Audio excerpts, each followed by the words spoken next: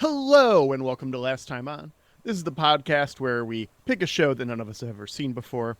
We watch the pilot, we roll some dice, and then we skip that many episodes and try to figure out what happened last time on. I'm Xhafer. I am Ben. I'm Victor, and you are listening to the only podcast where we guarantee that at least 2 out of the 3 hosts are either inebriated, caffeinated, or constipated, but never unappreciated. Hell yeah. So, while we're on the subject, Ben, how are your love spuds doing? Well, Xhafer knows this. I've been taking it easy, man. Like, I had real easy. like, and then I was just like, you know what? I can start going for walks. Like, I can do this. And then a incision popped open, and I had a hole in my balls that I've had to spend the last couple of days re-gluing shut. I'm fine now. Okay, you didn't use like any of that Warhammer 40K glue that you or anything, did you? Then the model glue. I mean, you can use normal super glue that you would use to close a wound. Mm-hmm.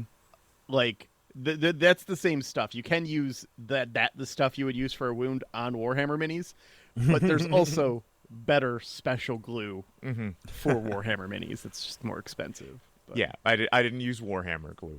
That stuff's expensive. But nope, I am all good now. I'm feeling a whole lot better. Well, congratulations on your vasectomy. Did they do the one where you're awake during the procedure? Mm-hmm. Oh boy, I see. They tried to do that to me and it didn't work. So they had to refer me to a surgeon, and they knocked me the hell out. So, yeah. The weird thing congrats. is, and this is a thing I know you as gentlemen, as ball having folks will be familiar with.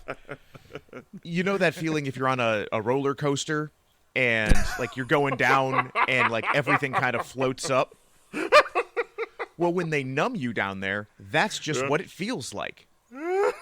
And so it felt like I was going downhill on a roller coaster for half an hour. Nice. So it was interesting. I'm glad it's done. Not going to do it recreationally. Yeah. So is it like a Six Flags Rattler or a Disney Magic Mountain? We use Cedar Point terms up here. Yeah. Okay. Sorry, none of those are from America's Rock and Roller Coast. So, Yeah, I've never heard of that one. yeah, it's the biggest amusement park in the world or most roller coasters is near us. Okay. And I would say it's not bumpy, so it's definitely it's not a wood, it's not a wooden coaster. It's one of the smooth metal ones. And actually, it felt like any of the ones where you're like suspended, so you're hanging from above, and you don't have your feet on anything. Oh, those are fun. Yeah. That's nice. Yeah, I don't even know if it's still around anymore, but Six Flags here in Texas used to brag that they had the world's largest wooden roller coaster. I don't know if that's still a thing. I haven't been to an amusement park in like a decade, so. But yeah, it was called the Rattler. And I don't know, me, even as a young kid, I was like, a wooden roller coaster sounds like a horrible idea. I mean, fun. you get weathering, you get termites, it's just disaster waiting to happen. Speaking of disasters waiting to happen, welcome to Billions, Season 7, Episode 9? 7. 7. Season 7, Episode 7, DMV. Yeah. And that brings up something. Victor, what do they call the place where you get your driver's license in Texas? The Texas Department of Public Safety. Okay, so if you had to, like, go get your license renewed, you'd tell somebody where would you say, hey, I'm going here? Yeah, I got to go to the DPS, is what you say. The DPS? Yeah. All right. So here in Michigan, it's all the Secretary of State. Oh, weird. Yeah. Huh. So that's what the offices are called.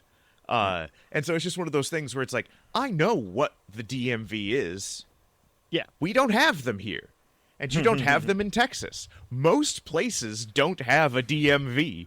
Well, the weird thing is you have to get your license here at the DPS, but you have to go through the DMV to re-register your car every year. Okay. So it's dumb and complicated, and they change their shit every year. And oh god, mine is up at the end of this month, so I need to do that. My dad would always say DMV. Yeah. But my dad also did not grow up in Michigan. My dad didn't come out to Michigan until he was already in high school, I want to say. And so he had gotten his license out in... I'm not quite sure where he would have gotten it, because he did spend about a year and a half in Germany, too. I was about to say something about Germany. Go ahead. But yeah, he grew up on the East Coast. And he always said DMV. And I always say DMV, even though it's Secretary of State. And I know it's the Secretary of State here. But just because he would always call it that, that's just what I picked up. That's interesting. Yeah, I just realized something. So I remember when I was a teenager in high school, we had a German exchange student. And for her, it was a big deal to get her driver's license while she was here. Because the driving age in Germany is much higher, but also the drinking age is much lower. Yes. Yeah. That just makes sense to me, you know? I don't trust a 16-year-old behind the wheel. I do trust a 16-year-old with a beer. Well, you get started at a young age, but also the culture there is totally different. Like when I was there, like every place served beer. The fucking hotel that I was in, that was like a... I don't know. It was in between a Holiday Inn and a Motel 6. I mean, it was nice, but it was cheap. Even the receptionist had a fridge behind their chair where you could buy beer. Everywhere served beer. It's just part of their culture, and you could tell who the Americans were. All the tourists and all the GIs on leave. We were the one acting stupid because there's no public intoxication laws, so you can just have a beer wherever you go. And I thought it was the coolest thing ever. I got a beer, I hopped on the subway, I went around town, I was like, this is so fucking cool. Meanwhile, all the locals are just looking at you like why are you doing this? Why you not sit down? Yeah. Why aren't you enjoying this beer? What's wrong with you? My dad had stories like that. So my grandpa was an MP after my grandpa served in World War II in Korea. And then he was in Parliament? And after Korea, he was a military policeman in Berlin, post-Korea. So keeping the Germany separated. He did a bit of that, and my dad was in high school at the time. And so my dad went to high school on an army base in Germany for a year and spent a year just living in Germany, just being able to, run around and drink at 16 in high school. Yeah. Yeah. Well, speaking of the turmoils of being a teenager, let's why don't we just dive into this episode? But we open in media science. Yeah, another science opening. We get some technobabble about nanobacteria concrete. Yes, and this is one of those things that's I have been hearing about stuff like this for 10 years. Oh, yeah. About self-healing concrete and how, that's totally a thing that's about to happen. And I'm like, please, I hate driving under a bridge and seeing rebar. I want forever concrete, please. Forever concrete. And so this is one of those things where it's like, it still feels futuristic. And I'm like, I hope it shows up someday. Yeah. Yeah. So we got this guy, Did Philip, you guys clock this guy? I knew scientist? I recognized him. The scientist? This is Poindexter from Revenge of the Nerds. I wouldn't know him from that. Audience, you might be thinking, Revenge of the Nerds? I haven't watched that in forever. There's a reason. Don't. It's terrible. It aged like raw milk outside on a hot Texas day. Instead, This is Tim Busfield. Check him out as Danny Kincaid in The West Wing. Damn, everyone's been in The West Wing. Yeah, well, I mean, it was big deal TV show. Yeah. So we got our guy Philip here. We saw him in at least one previous episode. Yeah. And he's talking to his old friend, his old mentor, who's a scientist who owns his own company now, and he's created a type of concrete, self-healing concrete. To me, this sounds Cylon. All right. Is it stupid or is it Cylon? Is there a It's drop for smart that? Cylon. Somewhere. Okay. Yeah. And I'm just like, okay, now Ben, I understand you're excited about having forever concrete, but to me, this is a living concrete. All right? Do you want kaiju? Because this is how we get kaiju. We get the fucking concrete monster, going around downtown Los Angeles, smashing buildings, and it smashes buildings, and it just gets stronger with each building it smashes.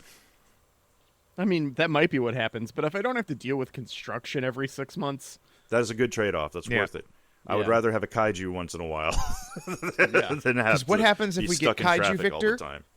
There's a non-zero chance you get to pilot the mech fighting the kaiju. Yeah, drop in the theme from Pacific Rim. As bad as that movie is, the fucking theme song I enjoyed slaps. Pacific Rim. I liked it a lot. It's fun. Have you seen the sequel? No. It's hot garbage. That's But what I it's- heard. Yeah, but it's still fun. If you, it's like Power Rangers level writing. So Yep. I'll watch So, anything with Ron Perlman in it. yeah, It's true. I've seen you watch Star Trek Nemesis like 5 times. He's the best part of that film. first thing I ever saw Ron Perlman in was The Tick, the live action Tick. Yeah. Good call. That was great. So Senior is at the eponymous DMV here as Patrick Fisher, a real that guy, administers a failing driving test and then gets bribed. And then they are love that immediately guy. surrounded by cops. I Yes. love this cut. Yeah, this is fucking great. Yeah, Senior is one. He gave his grandson Kevin. So Kevin, we see Kevin again. I was not expecting that. Yeah, I forgot Chuck even had kids. Yeah. But he's like, hey, you can take your driving test in this. What is it? Lamborghini Jaguar. or Jaguar? Jag. Yeah. And it's like, clearly this kid has never sat behind the wheel of this before, and does a very bad job. And Chuck Sr.'s like, I know how to handle this. And the kid's just like, please, Grandpa, let's get out of here. And he's like, no, I know how this works. You bribe the guy. And it's just like, or you go home, practice some more, and come back. Yeah. And he's like, roads don't come back. All roads lead to me doing whatever the fuck I want. I do love how Quinn was like, okay, you need to practice your stopping, your starting, your parking, your driving. Yeah, we need to practice everything. Yeah. And Chuck is all just like, well, listen, man, seeing as how he just almost passed anyway. He was so close, and Quinn's just like, no, that's not a word I would use. Yeah.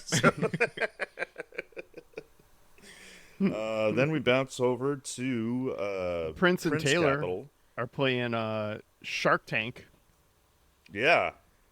with the and concrete doctor, and he our is not scientist interested. here- Yeah. Our scientist here has already come up with a fucking slogan for him here. It's we rebuild the past. What? But also, this guy is supposed to be a super smart scientist businessman. And it's just like, why did you go to the venture capital firm to talk about this? Yeah. And Dumb. Prince wants to buy him out. Mm-hmm. And Doc Ruloff here is just like, no, you can't buy me out. I'm like, well, what did you come to this guy for in the first place? And I do appreciate he does the, no, you can't buy me out, I buy you out, Mo Green reference. But this is the kind of show where a guy will make a Mo Green reference and then everyone will reference that, hey, yes, we know Mo Green. Do you know what happened to Mo Green? He got shot in the face. Okay, you're gonna have to explain this one to me. 'cause The it's all Mo Godfather? Green reference. Oh, he's I the still don't guy remember. that they send Fredo out to learn how to run a casino from, and he tries to big dog them, and they're like, "Hey, how about we just shoot you in the face?" Okay. Okay, I vaguely remember that now. Damn, I need to watch The Godfather again. But we also find out that Prince is running for what? Fucking president. President. Yes. Yeah. President Prince. Don't like that. No. And Yeah, now we have not Chuck great. in a fancy office, and I want to ask you guys here, what job do you guys think Chuck has right now? I think, because I recognize this office from the first couple of seasons. I think Chuck is back to his, like, associate attorney of New York lower district or whatever he did beforehand. Yes, because he's not the DA because later in the show No, he Deva is still the DA. Yeah. So Or he's- AG. Or AG, AG? yeah. Yeah. So he's back Attorney to being the DA then? Or Well, something? no, because I Whatever he could have was. sworn that later he tells the cop to call the DA. Yes, that's the district something like attorney. That is a. Yeah. Uh, I'm but that assuming would that's the be- person next to Deva. So that would be for something like attempting to bribe somebody at the DMV. You would call the New York City district attorney. That is the person who charges cases. And then what Chuck was the U.S. district attorney, which is the person who charges federal cases in southern New York. Yeah, I got no fucking idea. I'm lost Yeah. on the chain of command. I think he's got in his the old job judicial back. branch. Yeah. The non-elected official one. I do love how when Kevin calls him, he's like, "Hey, Kevin, what's going on?" And then Grandpa chimes in, is all just like, "This dumbass doesn't know what a bribe is," and Chuck is just like, "Stop talking, don't say anything else to anybody." And I do appreciate that when they're being arrested, Senior is just like, don't name drop your dad. And then when Chuck is getting the call, he's like, Dad, I fucked up and I name dropped you. And Chuck is just like, shit. Like, we could have gotten around this. Like, it's $100 bribe. Like, this can be a slap on the wrist until you say, my dad's the U.S. District Attorney. And now it's like, oh, shit. So next time on, Kevin is a fail son. Yeah. Fucking Kevin. Well, and then back at Prince Capital, we get Wags and Scooter. Yeah. I don't remember seeing Scooter before, We have but I seen love Scooter this guy. before. Have Yep, we? he was in the last Okay. step. But they're in an elevator. We get a great elevator scene. I am getting such big Jakar and Londo vibes from these two guys. Oh, yeah. I am way to here put for it. it, dude. I'm here for the Wags and Scooter show. And Scooter was not Wags is such did a not show Londo. up to movie night. And was then like, I wasn't invited. It's like, yeah, we didn't invite you because you wouldn't want to show up. It's a great running gag. But I do appreciate that Scooter is clearly the, like, yes, I don't want to be there. You don't want me there. I want you to invite me so I can say no. Yeah, I 100% get it, dude. Yeah, Like, I get it, Scooter. I am 1000% there. Like, hey, just do the, paper mache level construction of you ask me, I say no, and we all move on with our lives. I feel like that reminds me of Star Trek VI: The Undiscovered Country, where Kirk invites the Klingons over for dinner, and I feel like that was just an empty courtesy. Like the Klingons weren't supposed to accept, but they did, and they're like, "Oh fuck." But did you guys pick up what their double feature movie night was? Oh, yeah. Yes, Glenn Glenn Ross, Ross. and The Wolf of Wall Street. I have not seen The Wolf of Wall Street, but back when I first graduated high school, my first job was a telemarketer, and all the old school guys in the firm, i.e., the ones who have been there for more than 6 months, love Glenn Ross. But it is. Did anyone understand The Wolf of Wall Street? Yeah, Like three I of love. them. I love that they're both smart enough that Scooter's just like, did they get it? Like, they're the bad guys, and like everything sucks. And Wags is like, A few of them got it. The rest of them are like, that's cool. And either way, they'll keep selling, so whatever. So there's a little bit more here, too. They're talking about the morale being low because they just had a truth-telling session where everyone who works there told Prince what they actually thought of him. And the implications are disastrous for the firm, apparently. Morale is in the shitter. They can't do performance reviews. I think this is a candidate for our Go Back episode, guys. Oh, that's a good point. This sounds like it was a very fun episode that we missed, and I'm interested. And so they're saying, like, hey, performance reviews are supposed to come in. The only person who can really judge us is Prince, and he can't judge us because you guys made us do this thing. Yeah. And so now Wags and Scooter are in charge of find a way around this. Yeah. Chuck and Wendy arrive at the DMV. Senior insists on making it worse every single time he opens his fucking mouth. He makes it so much worse. Yeah. I feel bad because Quinn gets so insulted. He's like, okay, Chuck Sr.'s going to jail, and Kevin is never going to hold a driver's license in the state of New York. I'm like, man, that's going too far, dude. Kevin is innocent here. His only crime is he sucks at driving. Yes. Sucks at driving a Jaguar. Yeah. A car that I'm guessing, like, I'm going to say last time on, Kevin has never sat behind the wheel of a stick before. He's never driven manual. Like, That's a terrible idea. oh no, yeah. This is one of those, like, and Victor, I'm sure you, having served in the military for a long time, have experienced the, like, hey, it's an 18-year-old who just bought a, Charger at 37% APR. And Yeah, no, it was always a Mustang, and they and it's like, hey, you've never driven a stick before. It's like, yeah, but it's got more power. And then they immediately take it over a berm and, like, rip out half the transmission and, like, the rear differential, and you're just like, there All goes the time. half of your paychecks for the next 9 years. every fucking time. Ugh. Man, like, if I were an evil person, I'd probably start a religion. But if I were a slightly less evil person, I would own a car dealership right next to a military base. Oh yeah, no, that's the thing. Still That's- evil, but just slightly that's the less. thing, Not and cult leader evil, Yeah. but like one step below that.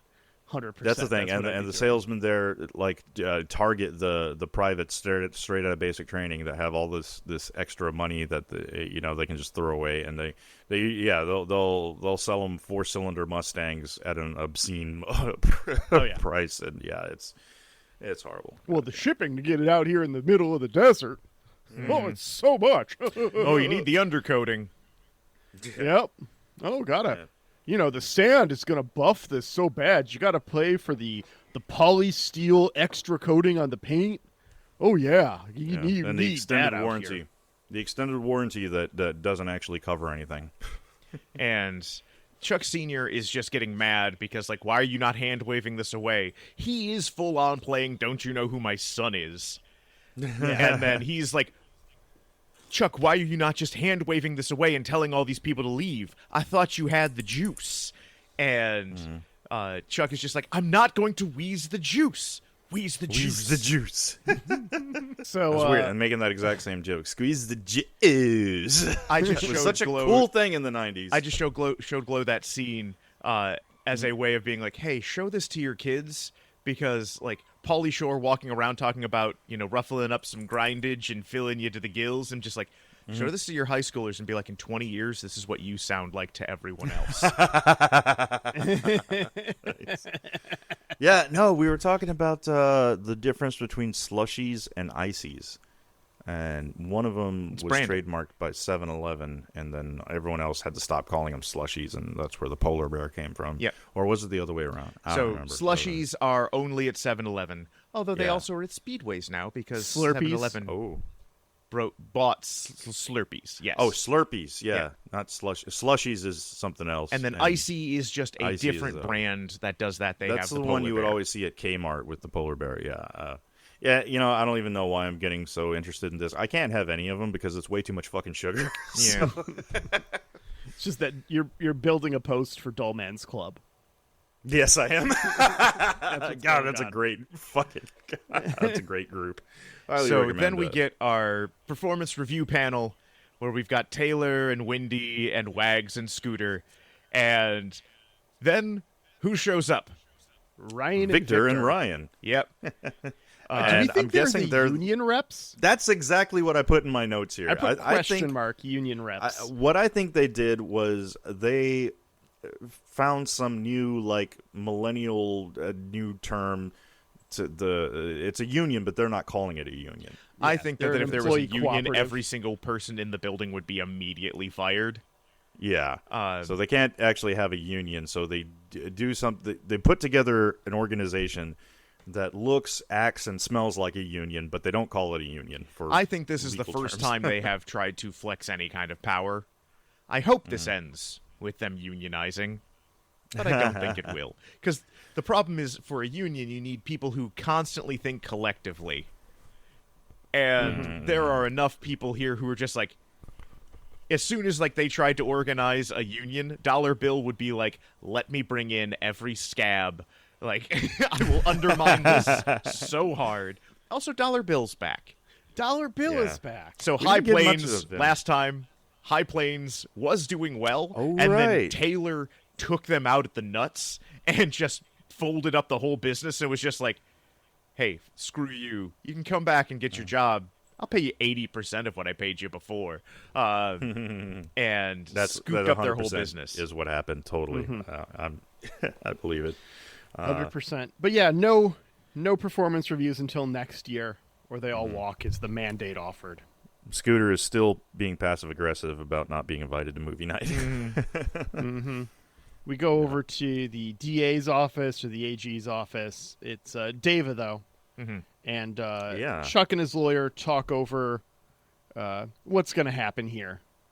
They're saying Senior that it doesn't can't give be- a single fuck, though. Yeah, they're saying that the most you can charge Chuck Senior with is an unlawful gratuity, which I didn't even know that was a thing. So Yeah, there are people you are not allowed to give a tip to because it is too easy for it to be a bribe. So you can't give a tip to a cop. You Yeah. know, you can't give a tip to, public servants. Interesting. Earlier this year, I was going through my evaluations with the VA for like all my fucking issues. Conditions? That's the word I was looking for. And they referred me to a doctor who did a big write-up on like all my aches and pains throughout my entire body, and she was like really understanding and really helpful. So after that appointment, I went out and I just went to like a dollar store and I picked up a Starbucks gift certificate and a thank you card, and I just wrote out that I really appreciate your dedication to your work. And I came back and I just handed it to her and I walked away. I'm wondering, did I just commit a Class A misdemeanor there? It's possible. Like, it is the sort of thing where it's like, a gift card, you can probably be okay with that. But I remember at Target, when I worked there a long time ago, I could get fired for taking any tips. That's some shit. Yeah, dude. but that's because Target's shitty, not because of legal implications. So, Victor, question: this doctor you worked with, did they have any say in like what level of disability you are Oh yeah. for your They're- benefits? The That was board- unlawful. Congratulations.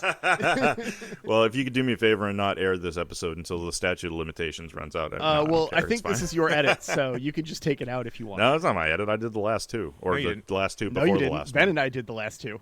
Oh, you didn't. Yeah, we did. I will pull up you this- said we would each take one, and then you would be ready.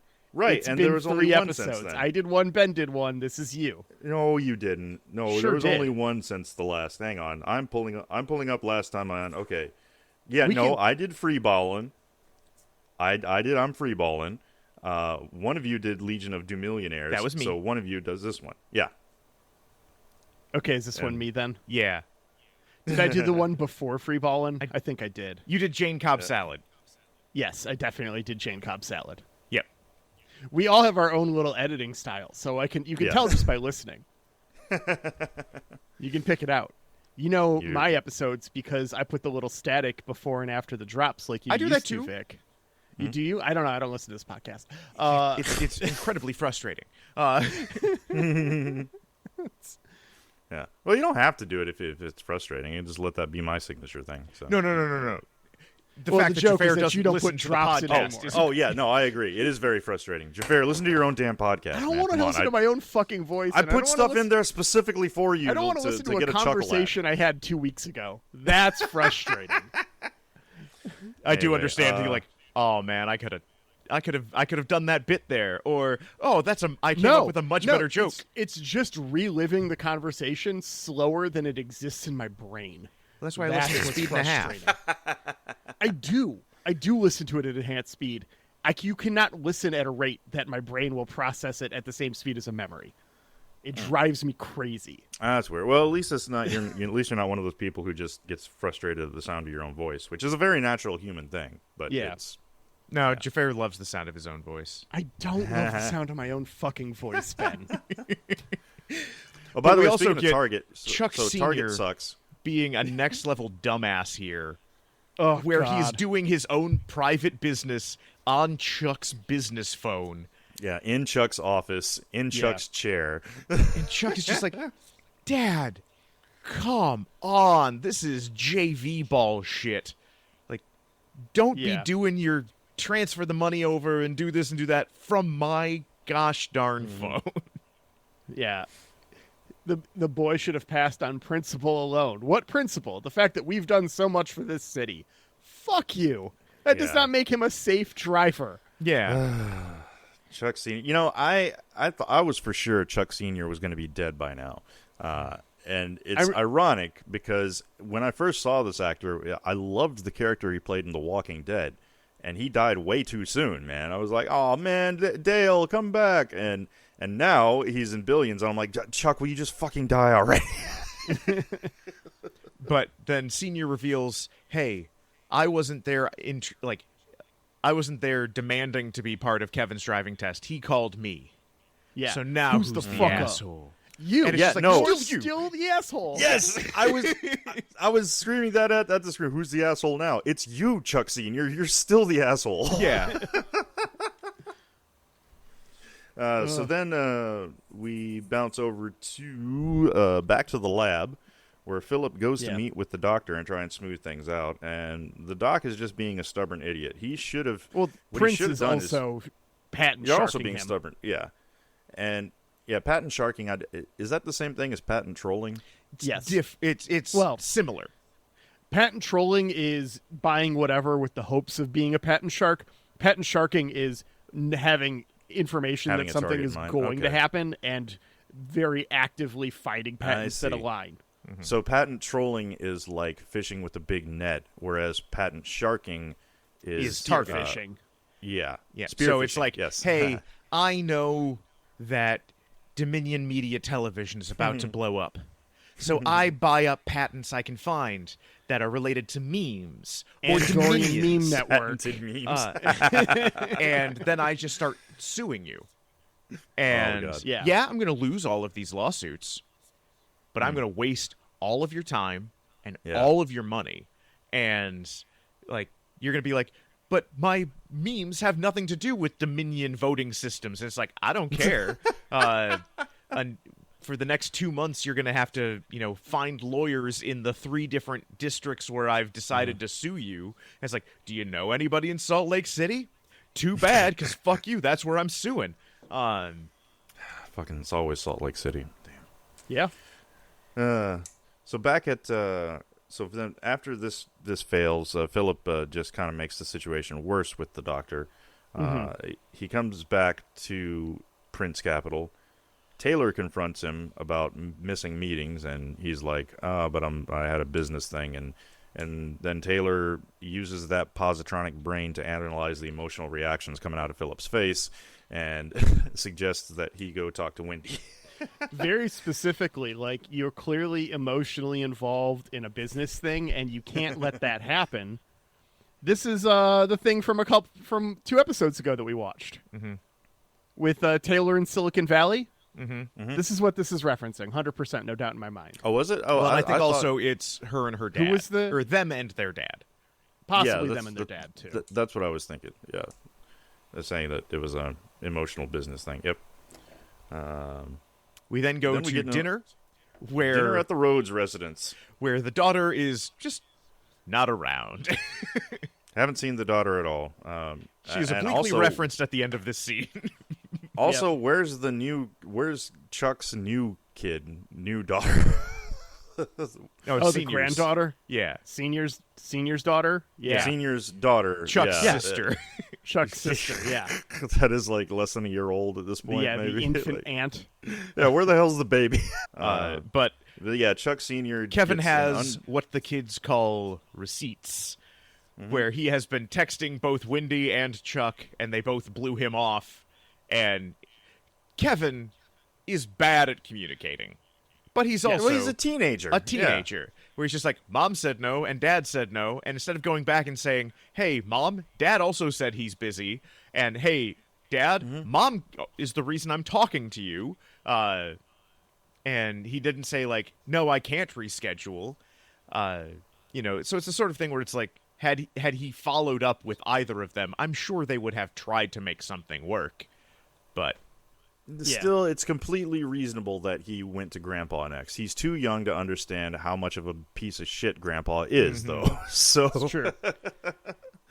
He asked Mom. He asked Dad. The problem is that Mom and Dad aren't talking. Mm-hmm. They should know that their son's brain is a puddle.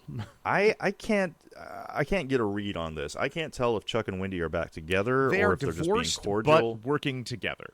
Is that what you think is going on here? Because I can't. But my brain for my read on social situations isn't all. They're that still great. divorced. They might be I think they're casually living back together. Yeah. Yeah. They've definitely reconciled. Like they're not actively fighting. They're not remarried, but they definitely are reconciled. Yeah.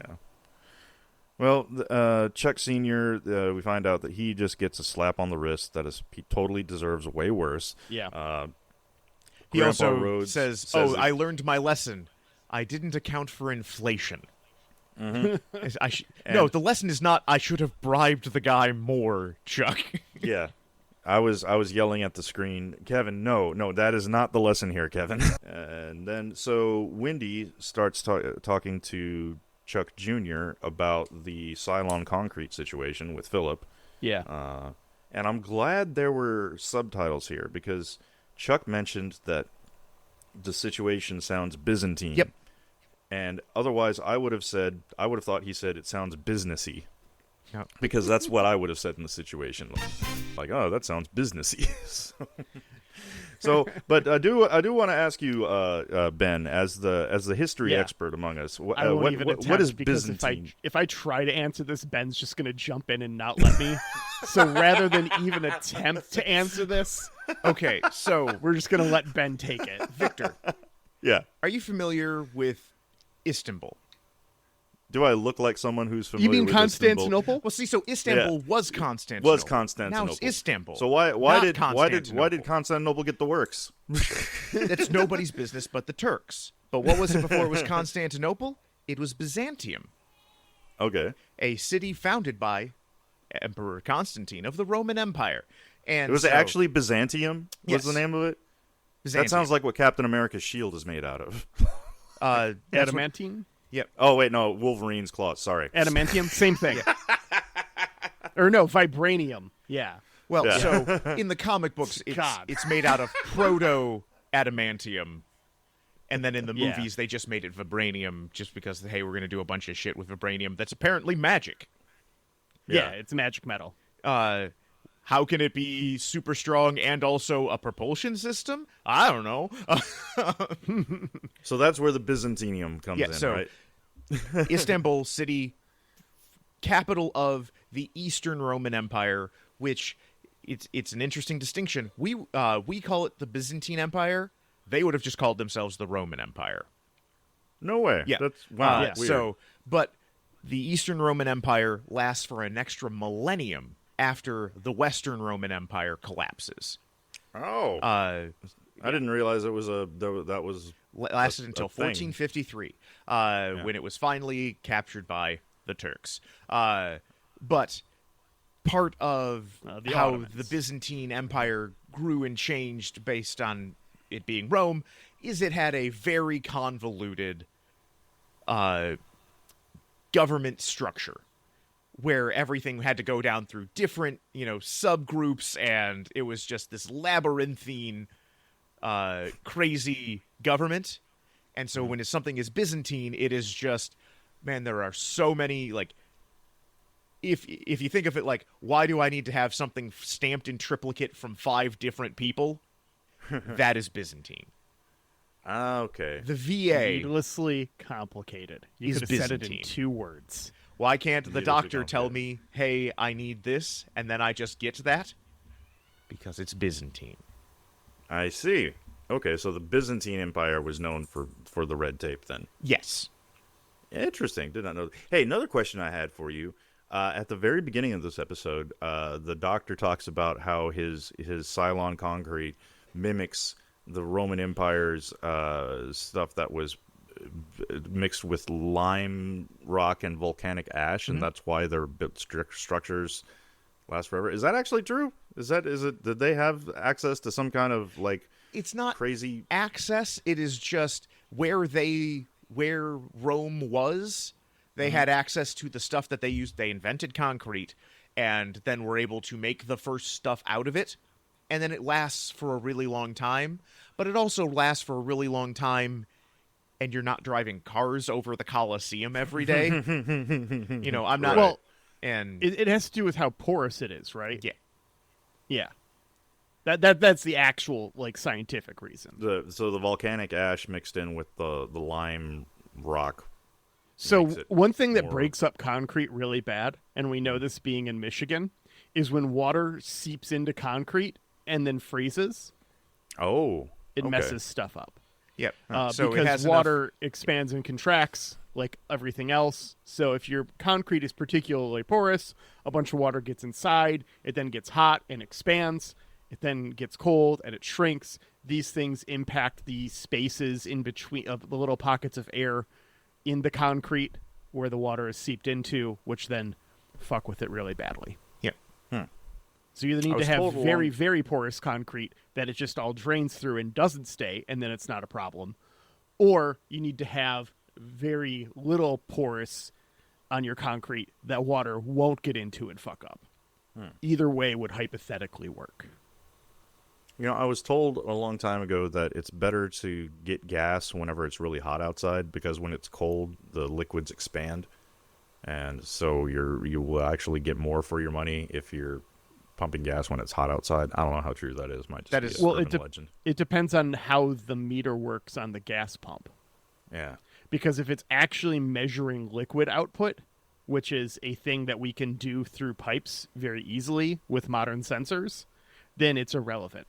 If it's doing it based off of time, like an old school gas pump would, where it's all like, well, on average, this is going to give a gallon every minute you hold it, so we'll just say every minute you hold it is a gallon, because that's easier than actually measuring. I don't know how gas pumps actually measure, but Hey, if it's listeners in the Discord, let us know.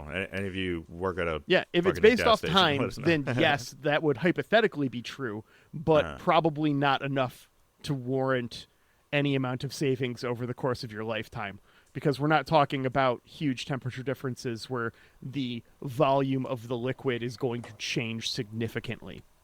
You might get an extra 1,000th of a gallon every time you do it. Well, I'm just glad my partner drives an EV now, because anytime we need to go somewhere, she's driving. Yeah, it's nice. Saves on gas. Anyways, this has been Science Cast.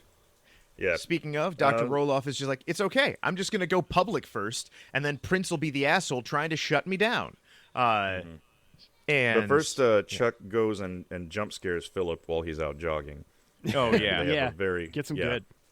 Yeah, they have a very he's so lawyery here, where he's saying like of course I know you don't want to talk to me. We just happen to meet up, and you look thirsty. Let's go get a drink. yeah. And Dude. Philip is like, he's not doing anything illegal. Hey, can you just make patent sharking illegal? And he's like, not as whatever my job is now. That would require like Congress and shit. Yeah, it's really sucks the conversation Chuck has. It's like, yeah, it sucks, but what are you gonna do, man? It's just life. Yeah. This stuff should honestly, be I kind of agree with Chuck here. Philip is taking on too much responsibility. It's like you got two rich old white men being stubborn, and you are feeling responsible for this. I'm like, no, they're both being jackasses. This would have happened with or without you, dude. I mean, it is his fault for bringing this guy into Prince's eyes. Like, I don't know what Philip was hoping to accomplish. Right. I mean, but by Doc wanting to get an investor here, of course they're going to want to take control of your company. You know, they're not just want to give you money for nothing. So yeah, chicks for free. Chicks for free. Yeah. Speaking of things that haven't aged well, that song. Anyway. Yeah. Thinking about Ugh. Mm-hmm. Anyways. So Scooter and Wags here announce Casino Night as a team-building exercise. I almost made a prediction that we would get another gambling episode. Fuck, I should have done it. I almost did, but damn it. And while they're talking about this, Kate has found a way to secure the concrete company's business by buying the company that they license a sub-patent to or something that's going to force him to do years of work, all this shit.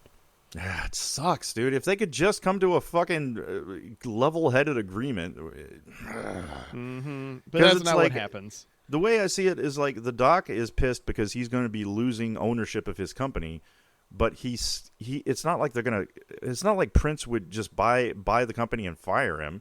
Like, they still need him. He's the one who knows the science behind this Cylon concrete, so he's still going to be able to work on his work. It's just, well, they could totally fire him once they have. But that would be a stupid move.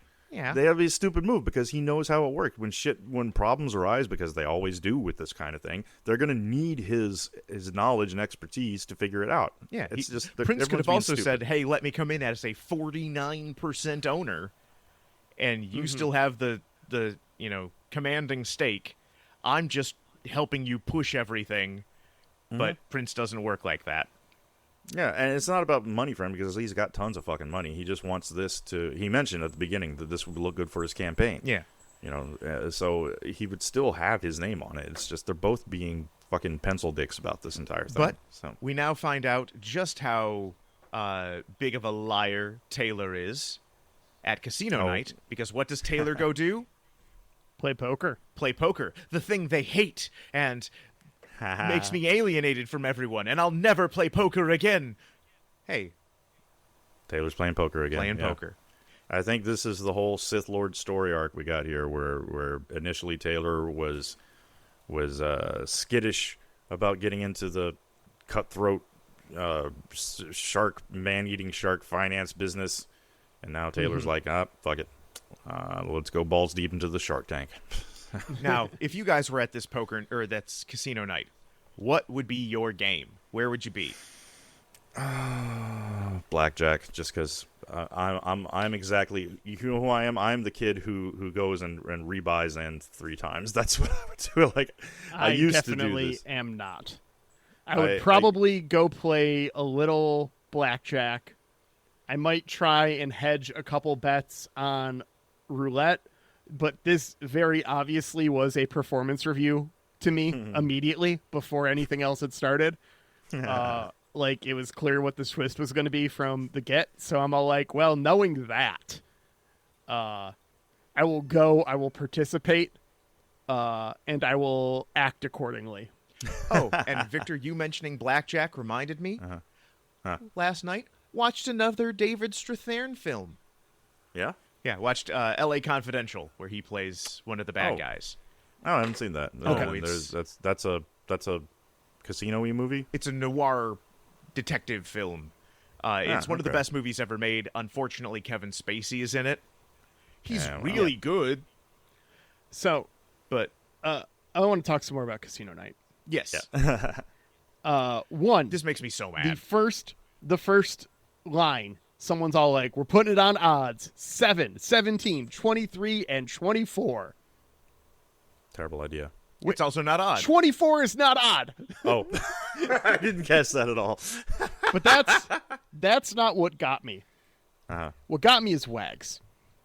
So earlier in this episode, when they announced Casino Night, they're like, it's a team building exercise. So the workplace could be, and Ryan interrupts and was all like, if you say family, you're a fucking boomer. And both Scooter and Wags go, hey, we're Gen X. We're not boomers. Don't. So Wags here says he's going to go play Baccarat because of the original Casino Royale. Hey, Ben, what year did the original Casino Royale come out? 1967. 59? Oh, okay. No. That's the one that had Wait. David Niven. Was Peter the... Sellers, I think. Oh, yeah. I'm thinking of a different one. I'm thinking of the TV movie that came out before Dr. No. Oh, yeah, no. I assume he was talking about the movie. He says Probably. the movie. I thought he was talking about the comedy Casino Royale Probably. movie. Yeah. Yeah. That's what I assumed as well. That's 1967. Okay, so Gen X starts in 1965, generally. Figuring he must have logically been about 10 to have seen this movie and it made an impression on him. And since this predates home video, he had no way of watching it, and the movie was a bomb, so it didn't get re-shown in theaters, which used to be a thing before home video. They would bring back old movies to fill in gaps that did well to make money. This would not have been one of those movies. This means Wagner was born in at least 57, making him 66 in 2023 when this aired, and, more importantly, a fucking boomer. Is this the math that you did, Xhafer? This is the math This that is I the did. math.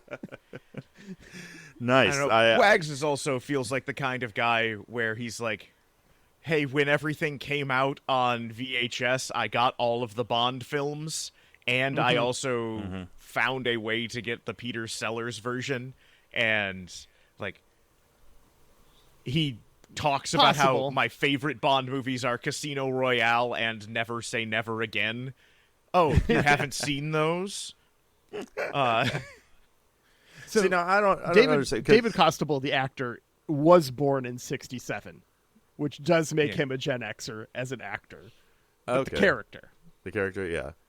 I was born in 1982, which technically makes me a millennial. And I mean, I graduated high school in the year 2000, so the millennium. Year 2000. But it just doesn't like all the millennial isms. Just they missed me.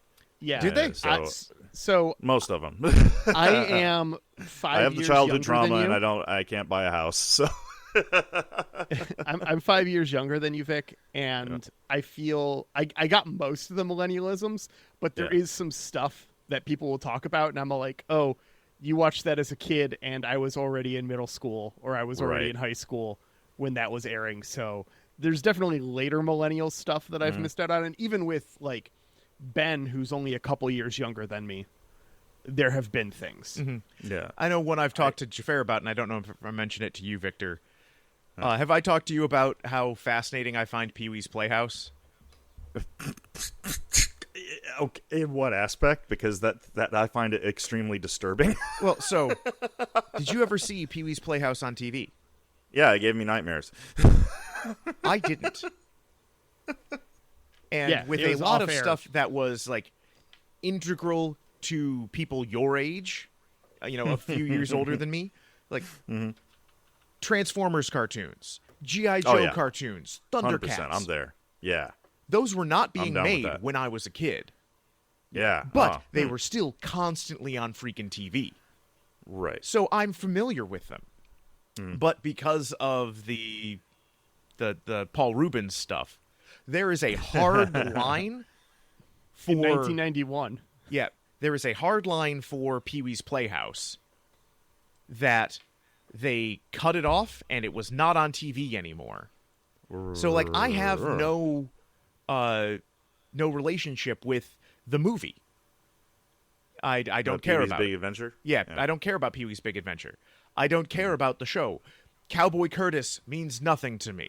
It's cool. It's Lawrence Fishburne, but it's one of those things where it's just there was no long tail end on it. It's a hard line, and so when I meet somebody like 4 years older than me, they usually have at least some kind of opinion on Pee-wee.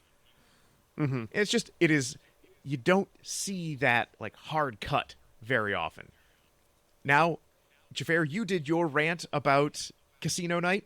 Here is my rant about Casino Night. Are they playing with their own money? No. Yes and no. They do clarify this. Everyone starts with 5,000. Mm-hmm. That is what will be the company's donation to charity, right? Mm-hmm. Just like the 5,000, whatever, and then every 5,000 after is individual contribution. Yeah, They you can have buy to back in. The rebuy. Yeah. Did So they it's kinda have like a those choice are- to be here? No. I mean, It was- I would assume so. It was mandatory fun. They say so during the Yeah. meeting. Oh, they do. Yeah. So you've got to be there, and you have to gamble away $5,000 of not your money, and then you can keep chasing that dragon. Yeah, Is that- sounds fine to me? How you act at work? No. Is how I if we were to go and play like, hey, Risk tournament in my kitchen right now, that is not in any way representative of how I'm at work, because I'm, you know what I'm not, and my job, a general. Drinking. Moving soldiers around. Hey, if I lose my armies in Kamchatka, oh no, I take the little meeple off. Well, Ben, 10,000 this people actually didn't die. This does apply because the stock market is their job, and that is just gambling. Yeah. But it's also, they are not gambling with their money or, real people's money. This is just fun, which also made me like, why the hell is the Ben character just standing there clutching his chips? Yeah. It's not your money. Like, that is indicative of some deeply underlying, like, psychological issue. Plus, but- we also see that he's clutching his chips for like 2 hours. Yeah. But it's just the sort of thing where it's, I know if I was at this, because I've been to, holiday parties and stuff, I'll play craps for a while. I love craps. But then when my money's Still gone, don't know how to play. okay.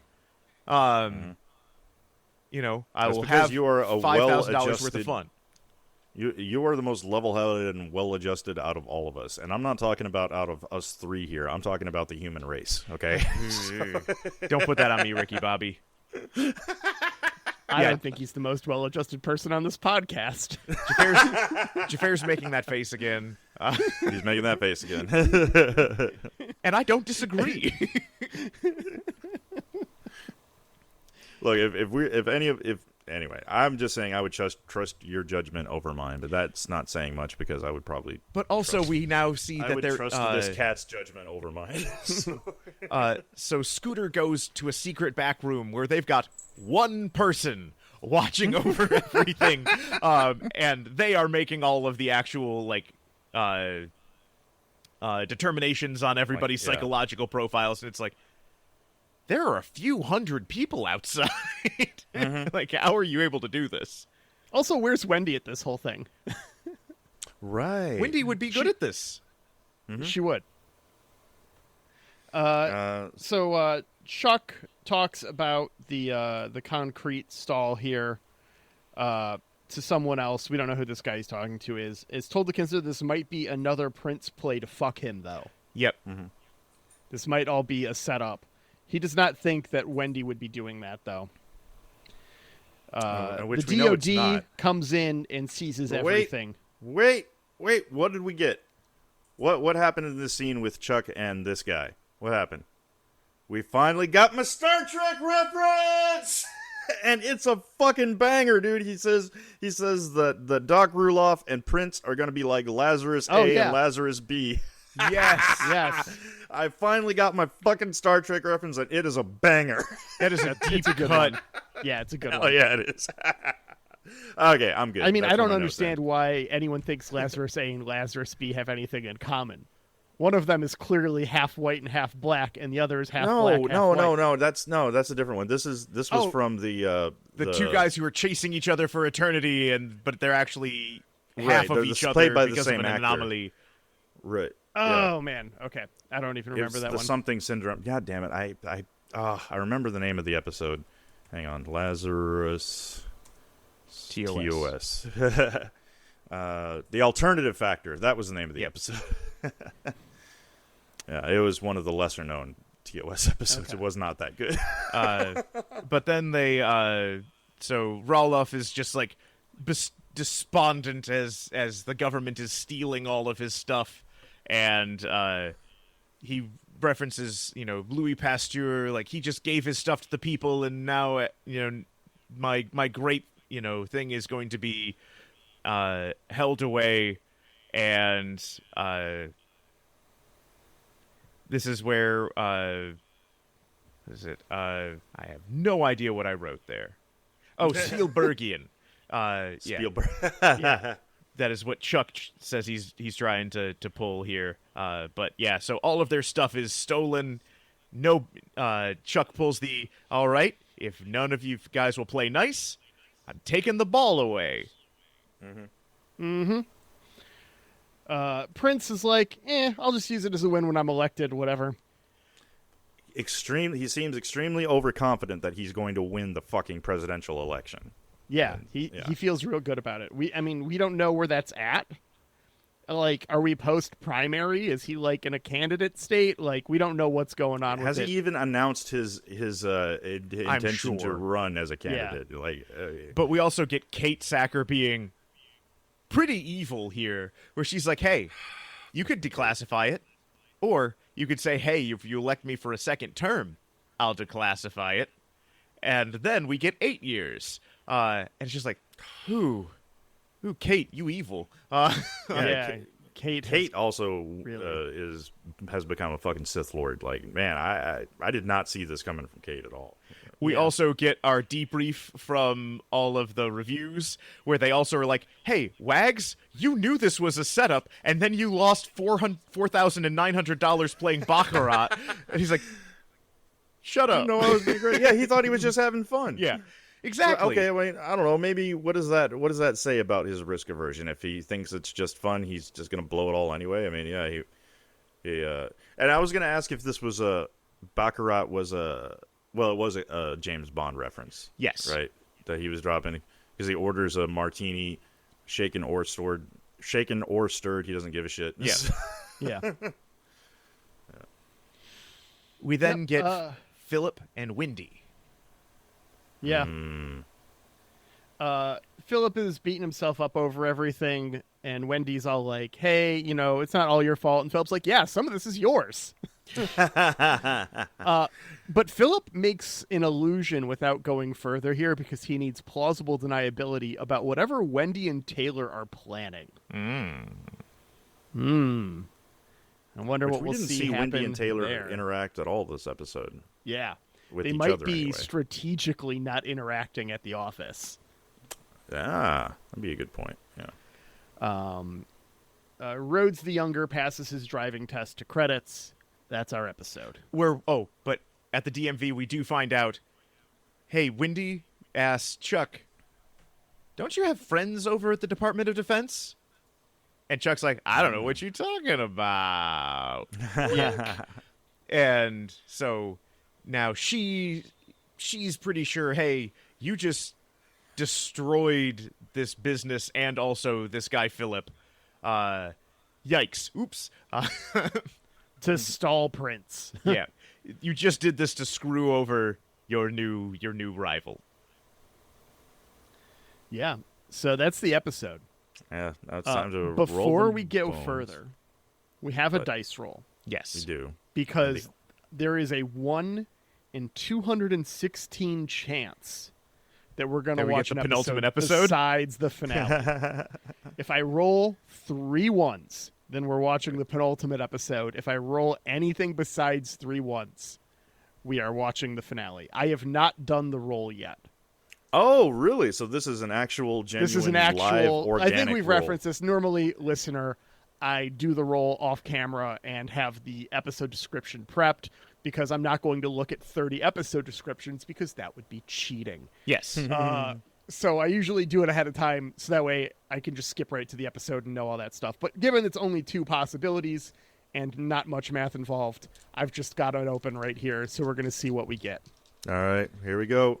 This is a world first for this podcast, and I see a 5 and a 3, and okay, we're going to the finale. There's a 2 in there as well. So, all right, that is the finale, Season 7, Episode 12, Admiral's Fund. Trust is built and broken as fate hangs in the balance for all when Chuck, Axe, and Prince have the ultimate showdown. This is going to be interesting.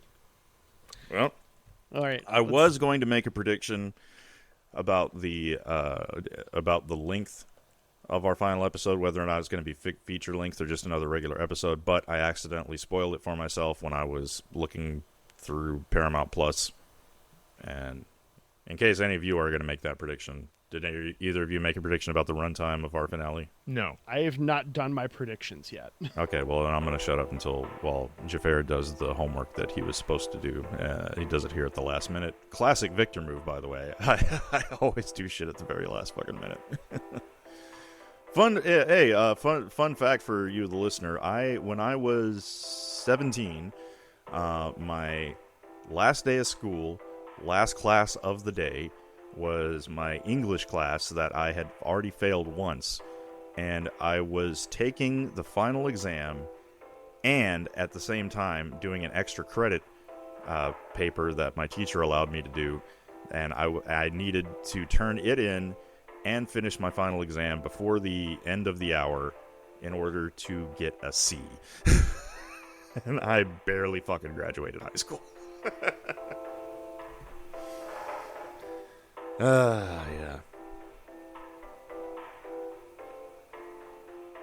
Oh, it reminds me of another thing I was going to say. I was thinking in the car the other day, I was like, hey, Ben got his vasectomy, so that means Henry's going to be an only child. Great, just like me. Oh no.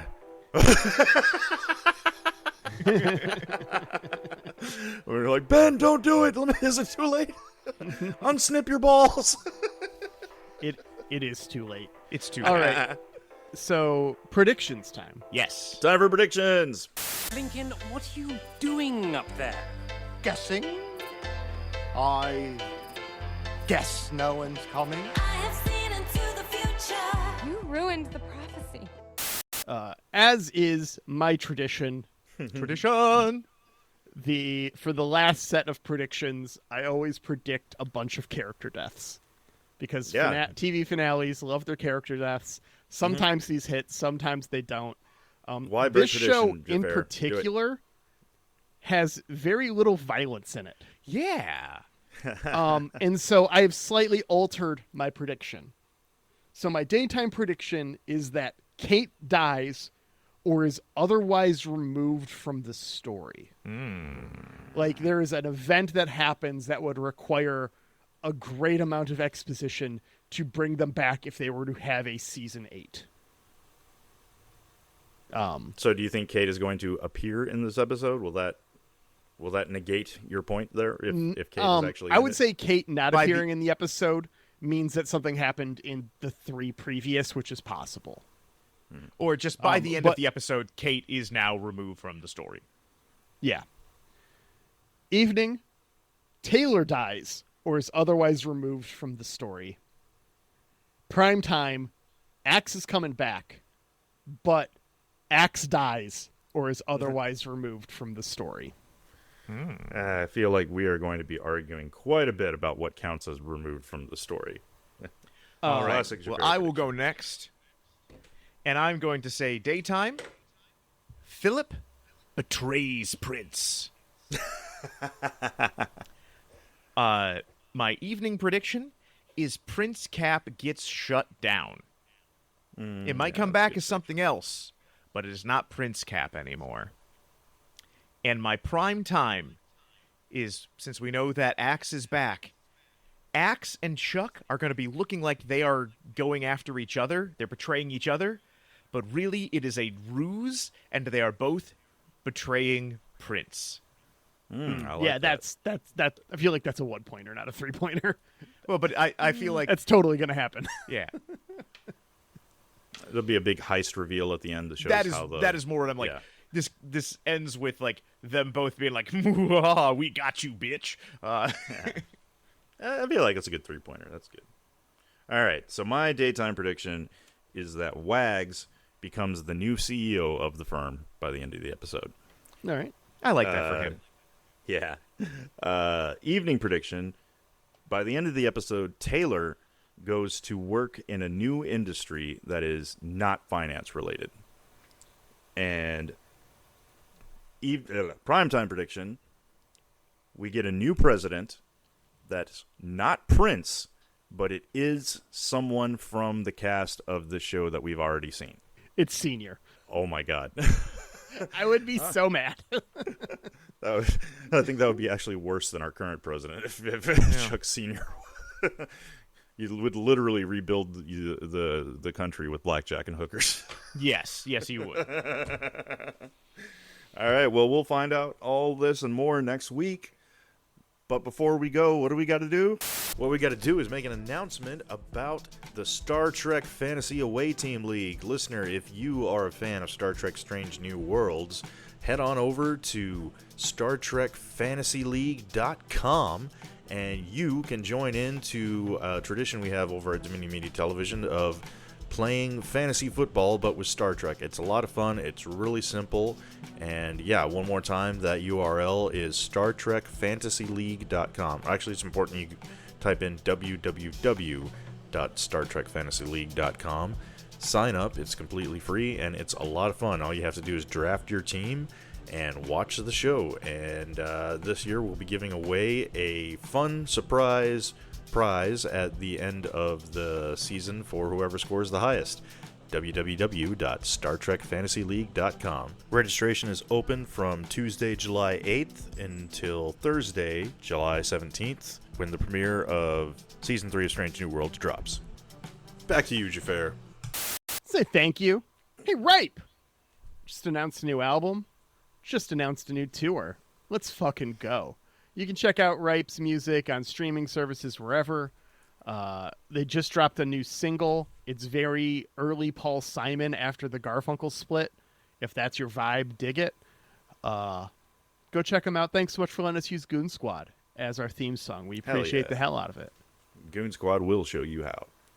And thank you to you, the listener. And I would like to give a specific shout out to Faith in our Discord, who is catching up on Last Time On episodes and just started the season of The Expanse.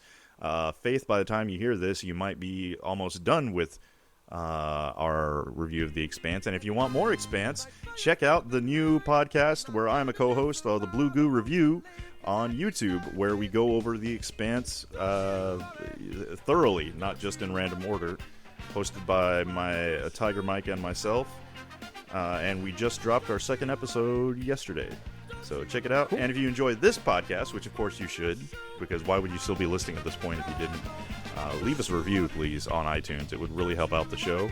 And if you don't like our podcast, then just keep that shit to yourself. Do you know if you Google Blue Goo Review that there is a Blue Goo pain relieving gel that reviews come up for? Huh. Oh, really? Oh, dude, I am a pain haver. I should check out the Blue Goo, see if that works. Yeah, you should review the Blue Goo on the Blue Goo Review. I'm going to write that down. Yes, because you, too, should know about the Blue... Yeah, anyway. And we'll see you next time on Last Time On.